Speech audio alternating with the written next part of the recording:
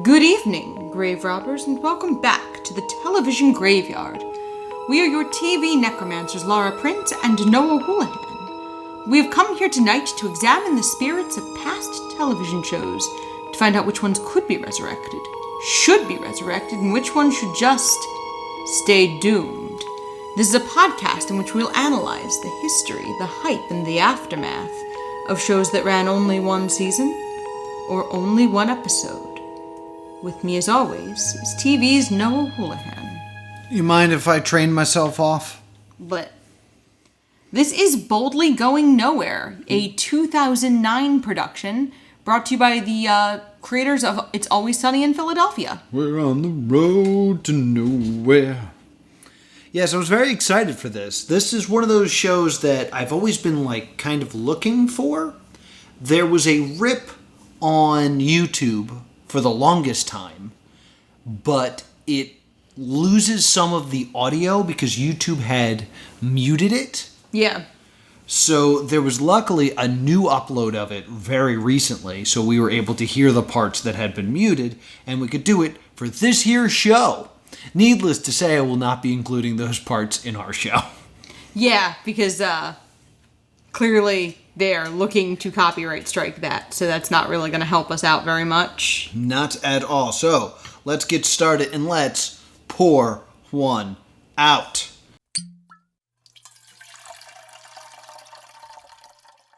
What do you got there, Laura?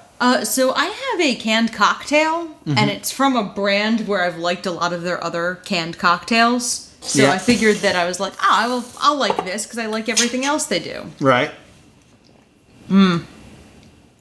It is, it's not as good as their other work. No? No, I'd like to call it this the, It's Never Sunny in Space. That makes sense. I'm sorry it's so disappointing. I have a mocktail. I have just something simple. I did some Diet Coke, and I put a little bit of grenadine in there, and I call it Set to Stun. Oh, there's 99 bananas in here. Oh, this is set to kill. Oh, yeah, this joke will make sense way later in the podcast. Yeah, there's X's there's squiggly X's on the bottle. No, I think that's stun. Oh, so that's confusing, because it's like electric shock, I guess. That makes sense. Okay, so, let's go. Let's go. So we are on the Rock Collector 7 of the Galactic Federation, and it is 2189 AD. Yes. And we hear what is undeniably music.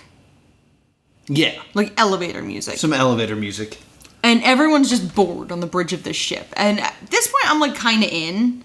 Because I'm we're going to do a mundane workplace comedy. In space, yeah. In space. It looks looks like 70s Star Trek. The way the ship looks and the costumes look. I could be down for that. Our captain, I have written down, is the douchebag from The Good Place. Yes, he's the novelist. Yeah, from season 6 of The Good Place. Season 6 of the 4-season The Good Place. Is it only... Okay, then season 4. Excuse me. And the female character enters. I never got her name. Her name is Pilot Joyce Beck.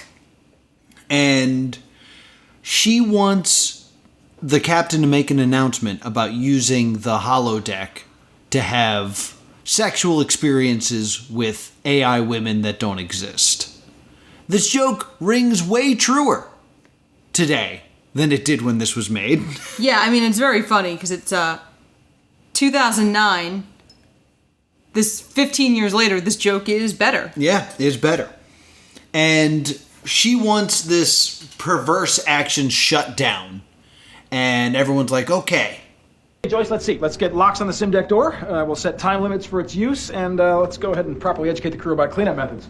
That's not my job, Ron. Get on it ASAP. Okay, everyone. Morning staff meeting adjourned and successful. My next note is, that's actually pretty reasonable. This, to me, though, speaks to why this show will not work. because I'm a big Always Sunny fan. I haven't caught up on like a lot of the more recent seasons, but I'm a big Always Sunny's fan to the point where like I have the DVDs, I watch them with commentary, I watch the special features. Big fan of these guys.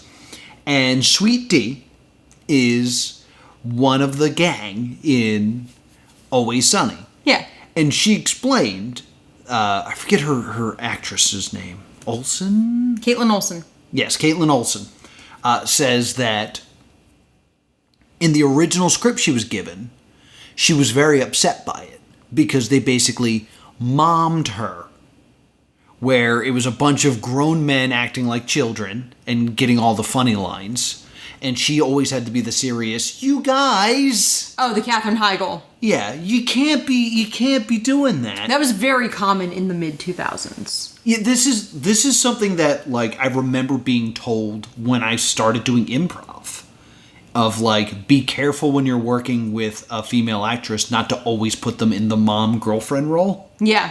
And let them do other stuff. So she complained like, I want to do funny stuff, and the Always Sunny guys, Glenn, Charlie, and I think Rob is Mac, yeah. Yeah. They all said, like, we don't know how to write women. And she responded, don't write a woman, write a comedy character. Yeah. And that's what they did for Sweet D. Yeah. The fact that we opened Boldly Going Nowhere... And Joyce Beck is a mom. Not learning that lesson... Yeah. Is like, oh, this show, to me, I was like, oh, this is doomed. This is not going to work out.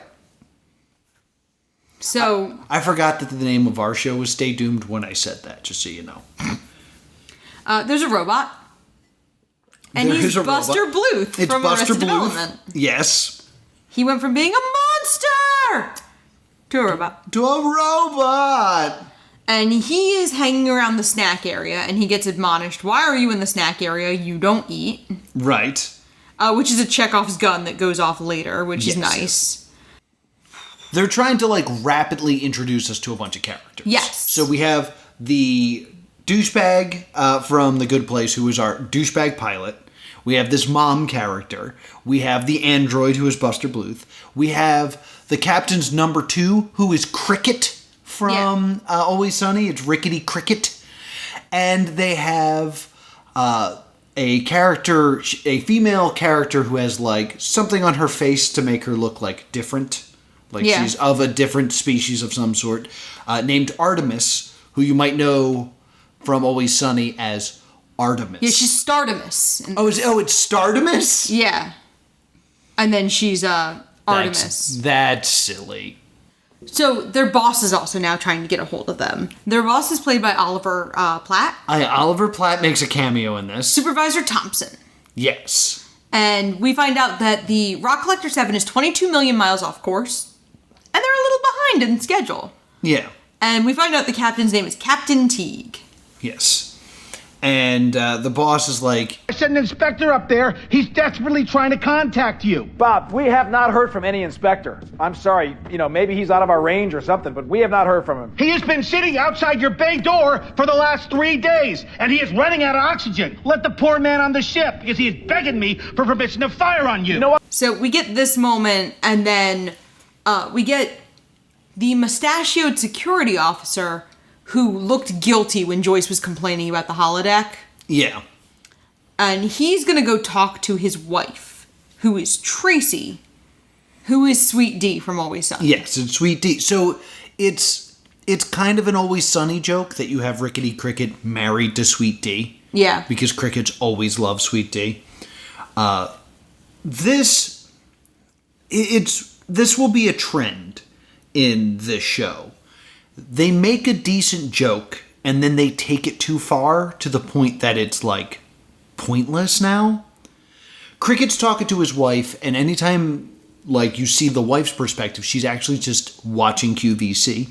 Yeah, with him, like, in the corner. She's, like, dual screening. Yeah, she's got him in picture. So, like, if you were alive during 2020, like, what you did during Zoom meetings. Mm-hmm. Exactly.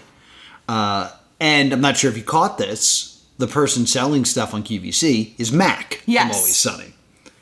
And I was just like, man, they are burning through Always Sunny characters here. And she's clearly, like, not listening, and she doesn't care, and... She wants money, though. She wants money because the kids, and then, like... Yeah, the kids, sure. Money. And, like, this is all kind of, like, funny, and then a man in a towel just kind of walks behind Sweet D. Yeah, implying she's cheating on Lance. And Cricket's like, what's that? And she's like, nothing, gotta go, bye. And I was like, that's a step too far. Because now I no longer pity this character. I think he's an idiot. And also, that shouldn't have dropped in the pilot. Yeah. Like, we could find out Tracy's cheating on him later. Yeah, exactly.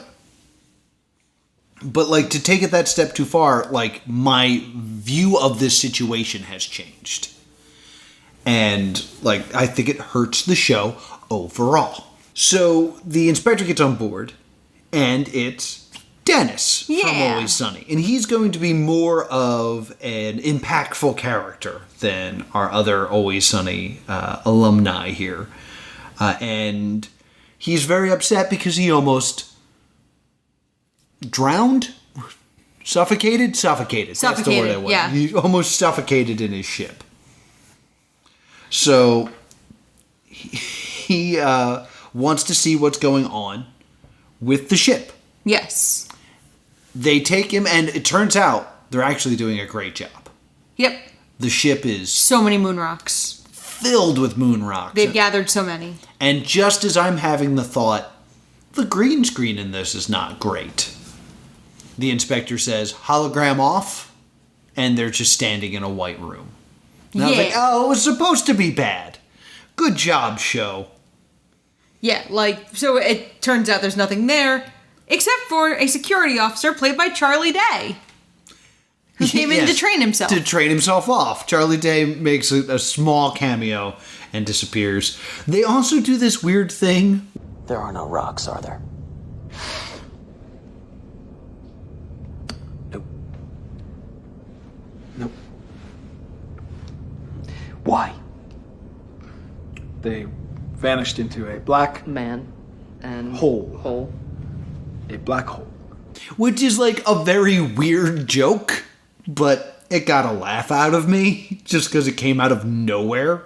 They then walk back to the bridge, and literally, the theme song to Always Sunny is playing. Oh.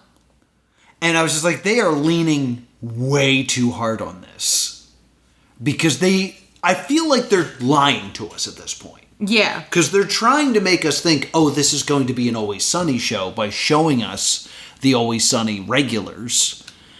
But we are not going to see them again if this became a full show. Yeah, and for the most part, we have not seen, like, it's going to be hard to see Tracy frequently. It's going to be, you know what I mean? Yeah, like, maybe we'd see Tracy again, but, like... And Charlie. Maybe we'd see Charlie again. He's on the ship. But, like, it definitely felt like it was there for you to go, oh, look, it's Charlie. It absolutely was. But they didn't do anything to establish him as an important character, so I didn't think, oh, he's a regular. Oh, no, I didn't think that. He was an obvious cameo. But I think they are trying to try to trick someone who is less attuned to television that he might be.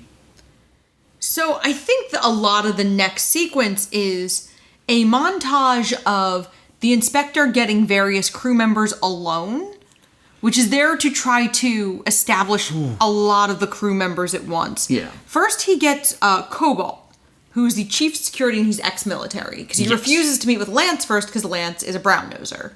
Yeah, Cobalt is a worse version of Terry from Brooklyn Nine-Nine. That's legitimately the note I have.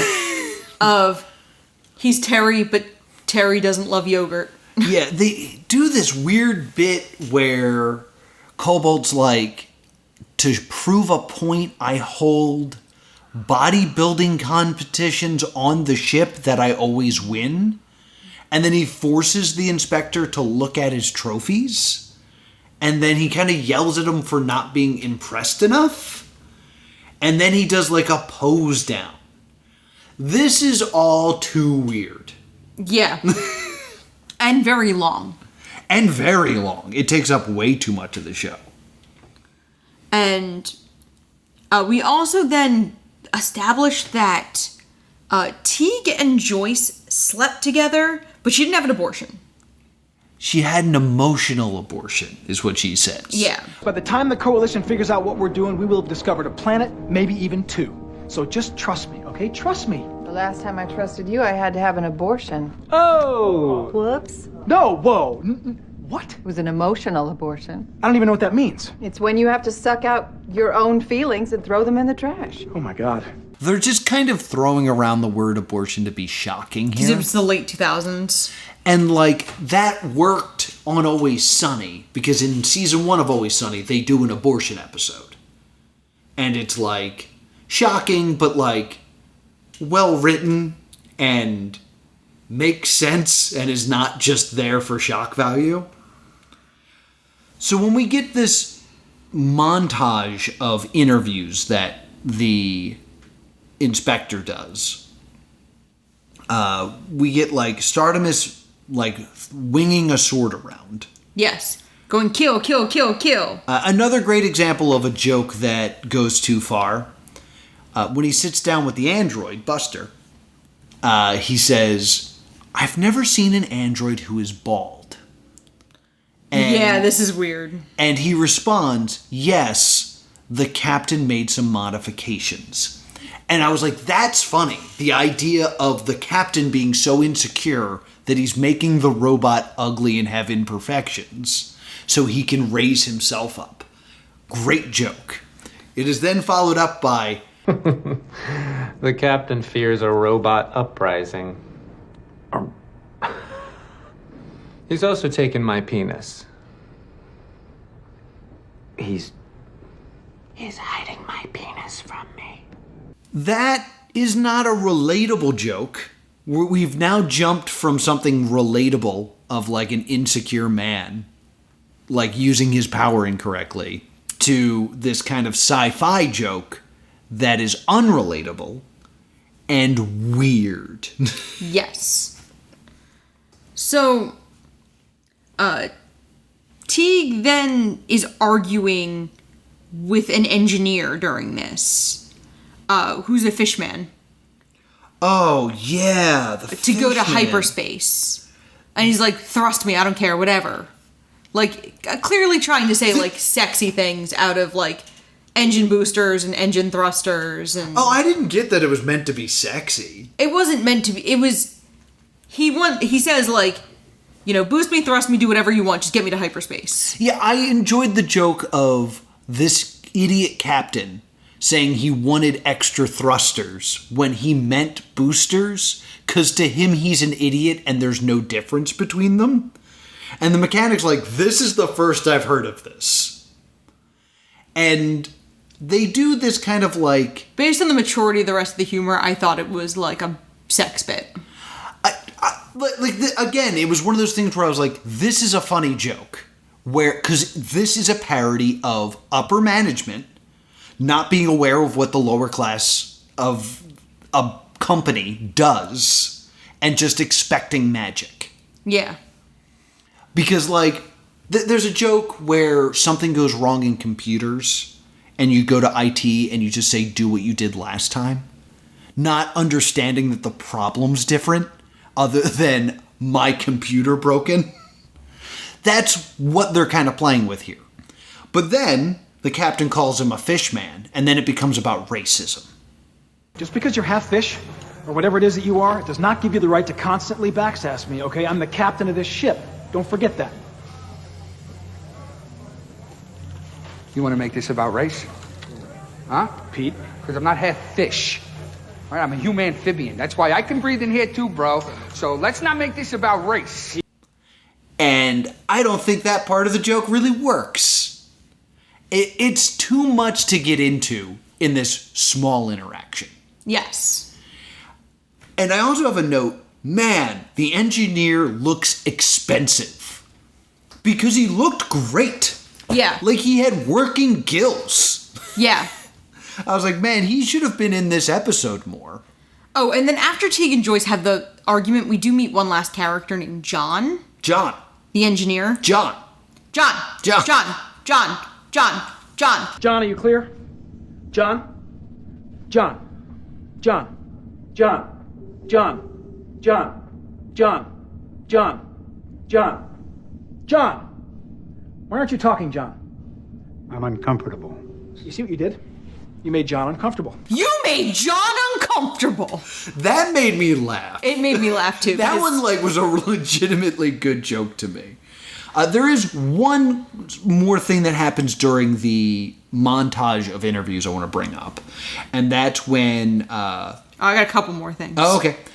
When the inspector is talking to the female character, Joyce, that she says something along the lines of... He's got it in his head that he's gonna find someone prettier than me. No. This guy. I could be somebody's trophy wife for crying out loud, and he just looks at me like I'm an old bag of... And then it went, oh, she's not a mom character. She's also crazy like the rest of them, but not in a fun way. No. Like in a needy way, which is so much worse. Yeah, like, the three that are in, like, tightly wound together are Joyce, Startimus, and the robot. Yeah. The robot's just being intense. Joyce starts to proposition the inspector to make Teague jealous, and Startimus is chanting kill, kill, kill over all of this. This all makes sense in that they're trying to establish these are a group of people who've been in space for a long time and are losing their minds. Yes. But not in a way I'd want to watch every week. In, like, an uncomfortable way. Yeah. These people have all gone crazy. I want to shout out of nowhere, Yahtzee. Okay. The creator of Zero Punctuation, that video game review show I watch every now and again. He did a special called Your Webcomic. And he was explaining what your webcomic looks like. And at the time, I had a webcomic. And he was like, okay, this is how it's going to work.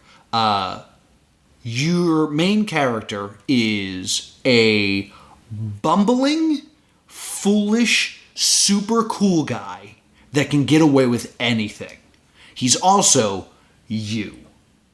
The second character is a woman. Is the girl. You know girls, those mysterious creatures you see on the bus who have their own bathrooms and spray stingy liquid in your face. If you don't know much about girls because your conversations with them don't last for more than a few minutes before the police are called, just use your mum as a frame of reference, characterising the female as a disapproving, eye-rolling nanny who tolerantly wipes up the whoopsies of the idiot man-children and chastises them with the occasional spanking. And since your ego should be swelling nicely by this point, she should also become the main character's girlfriend somehow because she finds something adorable about the way he gets hypnotised by her breasts. And I was like, damn, he's feeling real called out here. And that's exactly what this show is. Yes. It's what Yahtzee hates about webcomics. Yeah, it's webcomics and also, like, a lot of 2000s media. Yeah. Because this was a lot of a Judd Apatow era stuff. Mm-hmm. Like, I keep thinking of Knocked Up because that's essentially what that style of humor of the guys are all fun. Yeah. And the girls are like, stop having fun. Yeah, don't you be having that fun.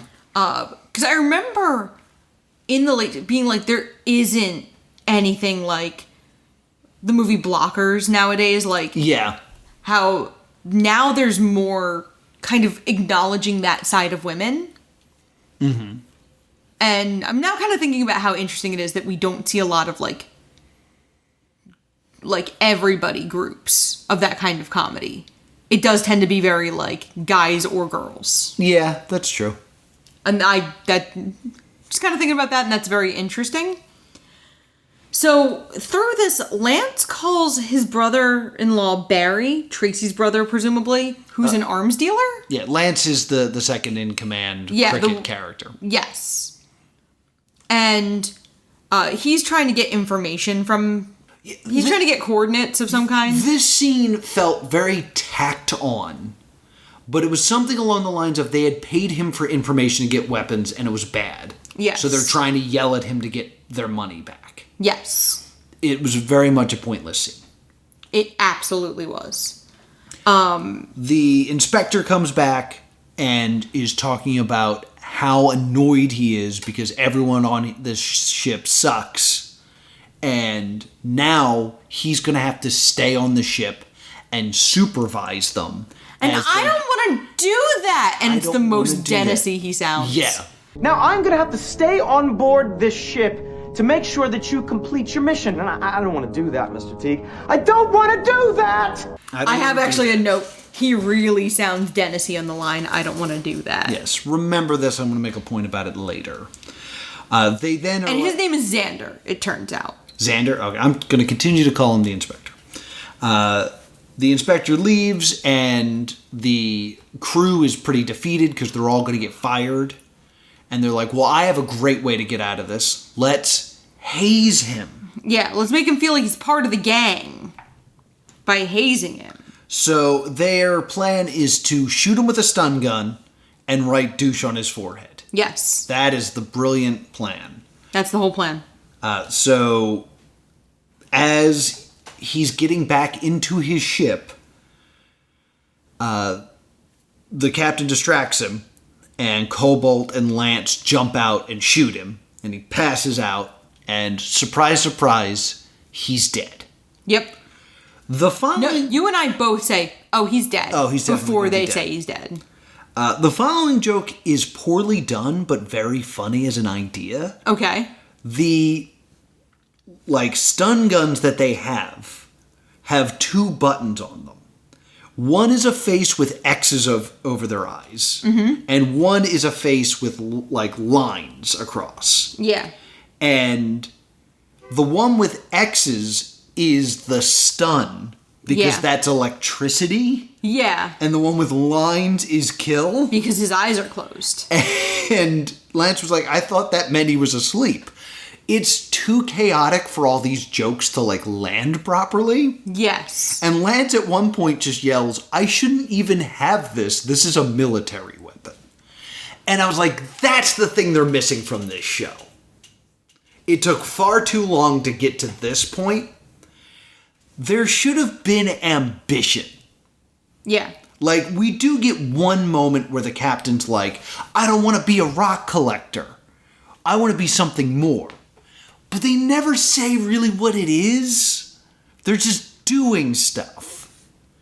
And it's too little too late. Yeah.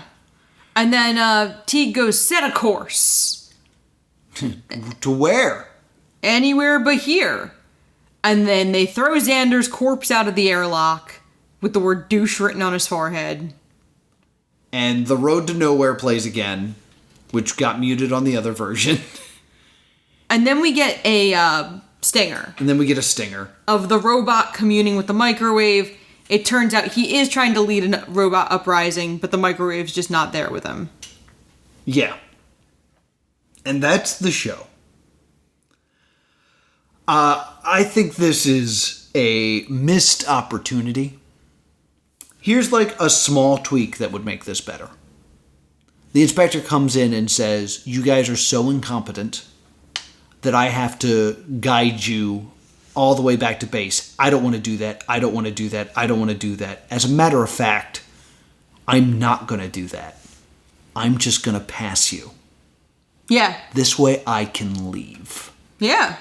And then that would teach this group of people the wrong lesson. Yeah. That, what we're doing is working. And to kind of feed them that little bit of dopamine of yeah, you did a good because you're getting what you want, would teach them, we should just do this more. And then the rest of the show would make sense. All because this inspector didn't want to do his job. And it also kind of creates this nice thing of nobody wants to do their job. No, everybody hates this. Yeah, so the inspectors actually know better than them. Everyone's just in space and is maniacs in the future. Yeah. I think I'd be more into that show.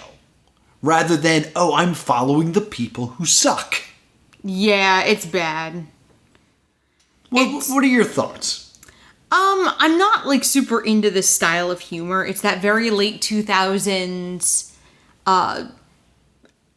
It's hard because the women aren't written very well. Mm-hmm. They seem to know Murder Lady and Sex Lady. Yeah. Murder Lady is Startimus, Sex Lady is Joyce, That's all they really... And they didn't give Stardom as much to do. No, that's why she's just Murder Lady. It's just not...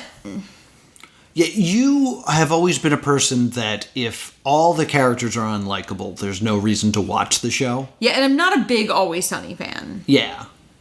I don't hate Always Sunny, but I'm not a big Always Sunny person. There are episodes that you enjoy. Like, you enjoy Dayman. And you like the tropey ones. I do. The skiing episode is very well done. I do like a good trope. Yeah. I don't think I've ever shown you Thunder Gun Express, but Thunder Gun Express is one I think you'd enjoy. It's an action movie where they're trying to get to a theater to see an action movie. And they're all the worst at it, so that one's fun. But this, it's just missing the mark so much to me. Do you any research? Because I'm going to go on a rant. So, this was one of 2 pilots Fox was really high on for the 2009 season. Right. The other was Glee. Ooh, how'd that show do? Better than it should have. The other thing that's very interesting is the show seems to be unable to die entirely. It went back into pre-production in 2013, I want to say. Really? And clips of it were released officially as part of the Always Sunny podcast in 2022. Oh. So it doesn't really ever entirely die. I would argue that the Orville probably really killed it. Yeah, it makes this irrelevant. Because the Orville is this, but better. I was working on a spec script back in college years ago that I think is a better version of this. Because I think the problem with this is everybody sucks. Like, if you want to do the slackers on a spaceship, you need to see the not slackers, the people who are there doing it correctly. So the fact that they're on a ship that's kind of like, the ship job itself sucks, that they're just collecting rocks, kind of puts this in this bad place of like, who cares? Yeah. I was working on a spec script years ago called Red Shirts. And the idea was every episode you saw like this intro that had the main cast on it. And it had like a captain and like a weird alien creature and all these other people. And then special guest star, some red shirt. And then you would go to this back room where they kept all the red shirts. And they would just talk. Like, hopefully I'm not the one that gets picked this week. God, please don't. And we had like a guru character that was just like the only red shirt to survive. And in our minds, it was going to be William Shatner. But in this like pilot episode we wrote, and we never finished it, but I remember like the ideas were they went to a desert planet to like find a clue on this treasure hunt. There was a big sandstorm. They left the crew member behind because they assumed he was dead. Mm-hmm. And he ends up like needing water, and he like stabs a cactus, and the cactus is like sentient. Okay. So he meets these cactus people, and he keeps like draining them, and like they like it. Oh boy. So they make him like king, but like he's also kind of like a prostitute to them. And I think we named him Troy of Helen, Michigan, or Helen, Montana. So he was Troy of Helen instead of Helen of Troy. Troy of Helena? Yeah, and it basically, they make him a king, and then everybody wants more of him, so, like, a war starts, and he does a big speech to, like, end the war, and then the spaceship comes back, and when the door opens, it kills him. And the crew comes down and is like, oh, here's the thing we forgot to pick up. And they pick up, like, a random piece of equipment, and then they fly away. And then next episode, different red shirt. And just every episode was a different red shirt.